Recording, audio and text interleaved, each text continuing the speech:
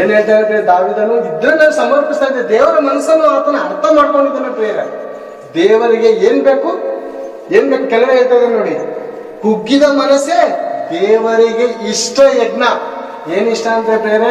ಕುಗ್ಗಿದ ಮನಸ್ಸು ಪ್ರೇರೆ, ಮುರಿದ ಮನಸ್ಸು, ಜಜ್ಜಿದ ಹೃದಯ ಯೆಹೋವನಿಗೆ ಬೇಕು. ತಂದೆಯಾದ ಪರಮಾತ್ಮನು ಅದಿಷ್ಟ ಪಡ್ತಾ ಇದ್ದಾನೆ ಪ್ರೇರೆ. ಯಾವಾಗಲೂ ಏನ್ ಗೊತ್ತಾ, ನಾವು ದೇವರ ಕೆಲಸಕ್ಕೋಸ್ಕರ, ದೇವರ ಸೇವೆಗೋಸ್ಕರ, ದೇವರ ನಾಮಕ್ಕೋಸ್ಕರ ನಾವು ಕುಗ್ತಾ ಇದ್ದೀವ, ನಮ್ಮ ಮನಸ್ಸು ಮುರಿತಾ ಇದೀವ, ದೇವರೇ ನಾನು ನಿನಗೋಸ್ಕರ ಏನಾದ್ರೂ ಮಾಡಕ್ ಆಗ್ತಾ ಇಲ್ಲ ಅಂತ ನಾವು ನೊಂದ್ಕೊಳ್ತಾ ಇದ್ದೀವ ಅಂತ ಅಂದ್ರೆ ನಿಜವಾಗ್ ನಾವು ಮನಸ್ಸು ಯಾರಿಗಿಷ್ಟ ಪ್ರೇರೆ?